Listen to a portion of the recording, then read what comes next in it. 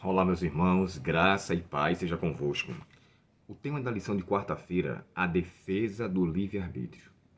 Sabe, algumas pessoas poderiam pensar que o mal surgiu, o pecado surgiu, porque o ser humano teve o livre-arbítrio e fez mau uso do livre-arbítrio. Então, automaticamente, quem deu o livre-arbítrio foi Deus. Então, Deus deveria ter tirado o livre-arbítrio. Só que com a mesma perspectiva, com a mesma percepção de que o pecado deveria ser originado por conta do livre-arbítrio, jamais o livre-arbítrio poderia ser concedido se não houvesse amor. Então, não tem nenhuma justificativa para querermos culpar a Deus por algo que não se originou dele. Deus jamais, irmãos, iria permitir com que o ser humano servisse a ele tão somente como um robô, como uma pessoa programada para aquilo. Amor envolve liberdade, e Deus tinha que dar liberdade aos seus filhos. E quando é dito sobre isso, olha que coisa interessante aqui, ó. Patriarcas e Profetas, na página 10, diz assim: nenhuma nota discordante havia para deslustrar as harmonias celestiais. Sobreveio, porém, uma mudança neste estado de felicidade. Houve um ser que perverteu a liberdade que Deus concedera às suas criaturas. O pecado originou-se com aquele que, abaixo de Cristo, fora o mais honrado por Deus e o mais elevado em poder e glória entre os habitantes do céu. Então, assim, o que aconteceu com Lúcifer foi ele ter feito mau uso da liberdade que Deus lhe deu, mas Deus o concedeu não só a ele, mas a todas as criaturas do universo. Liberdade para escolher estar ao lado de Deus.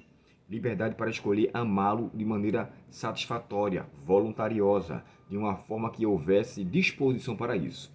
Eu não fui programado para amar a Deus. Eu não fui programado para só aceitar a vontade de Deus. Lembre-se, no Éden, Deus tinha o livre, Adão e Eva tinham o livre-arbítrio santificado. O livre-arbítrio dele era totalmente santo. Infelizmente, ele fez mau uso daquilo que era santo e perverteu ao escolher o opositor. Na verdade, irmãos, naquela situação, o texto aqui está falando de Gênesis 2, versos 16 e 17, que Deus disse para ele, né? Toda árvore do jardim comerás livremente, mas da árvore que está no meio, mas da árvore do conhecimento do bem e do mal, dele não comereis, porque no dia em que você comer, certamente você vai morrer. É claro, irmãos, que Adão não morreu naquele dia, mas a morte passou a ter existência a partir daquele dia. Adão viveu ainda 930 anos. Eu, particularmente, acredito, é um parecer meu, que o pecado de Adão, ou melhor dizendo, a vida de Adão, só veio começar a ser contada quando o pecado entrou, porque agora teve um limite. Então, Adão viveu 930 anos de uma vida pós-pecado. E o tempo que ele tinha antes? A gente não sabe. Quantos anos Adão viveu antes do pecado? Não sabemos. A Bíblia não entra em detalhe nisso, porque também não é interessante. Mas eu, particularmente, tenho um conceito de quando Adão foi criado, a partir daquele momento a sua vida agora foi limitada e a morte passou a ser a existência da sua realidade, daquilo que ele tinha escolhido até então. Então, assim, se por acaso, irmãos, Adão tivesse clamado a Deus naquele momento e tivesse feito a mesma oração que Jesus tinha feito, a vida dele teria sido diferente e todos nós estaríamos isentos da presença do pecado. Porque em vez de Adão dizer assim, Senhor, faça-se a tua vontade, ele simplesmente pegou a vontade que Deus lhe concedera e fez para si uma escolha errada. Logo o pecado entrou. No Getsemane, por mais difícil que seja, Jesus falou assim, Senhor, se possível, passa de mim este cálice de sofrimento, mas todavia seja feita a tua vontade.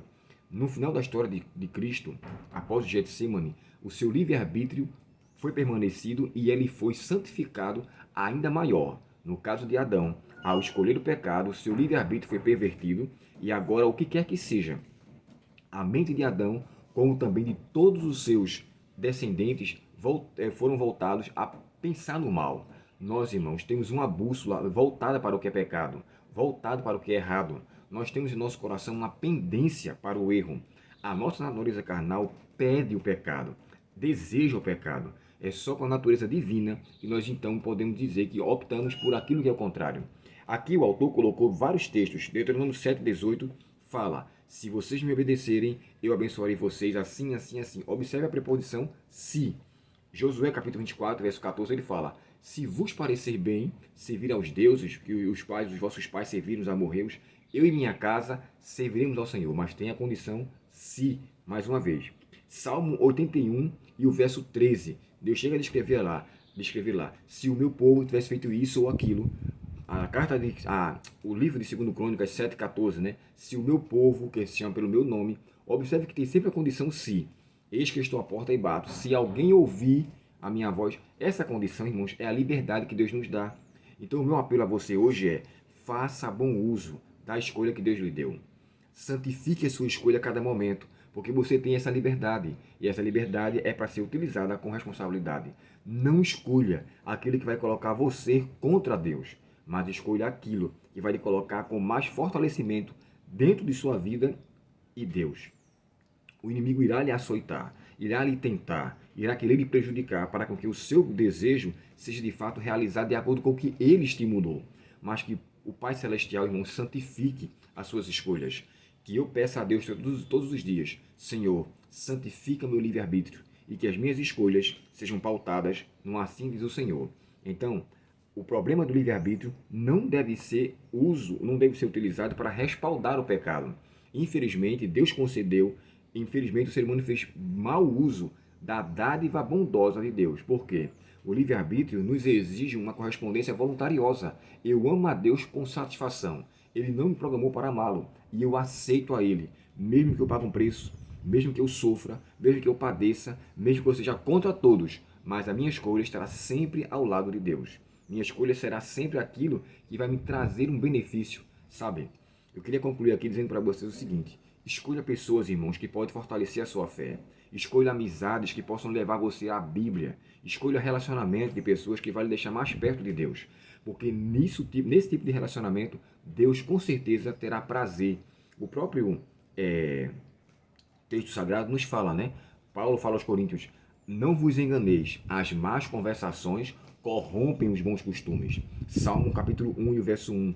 Bem-aventurado o homem que não anda segundo o conselho dos ímpios, não se detém no caminho dos pecadores, nem se assenta na roda dos escarnecedores. Antes, o seu prazer está na lei do Senhor, e na sua lei medita de dia e de noite. Façamos assim. Escolhamos amigos para Deus. Amigos que nos fortaleçam a fé, que nos ajudem em nossas boas escolhas e nos auxiliem, sendo instrumentos de Deus para fortalecer a nossa vida nos caminhos do Senhor, porque em breve virá. E quando Ele voltar, irmãos, todo o mal será de fato destruído. Que eu e você façamos bom uso do livre-arbítrio que Deus nos deu, porque em Cristo Ele é santificado, em nós Ele é rebelde, Ele é algo que se escolhe para viver contrário, mas que Cristo nos ajude e que o Espírito Santo nos fortaleça a fazermos boas escolhas. Oremos ao Senhor nesse momento.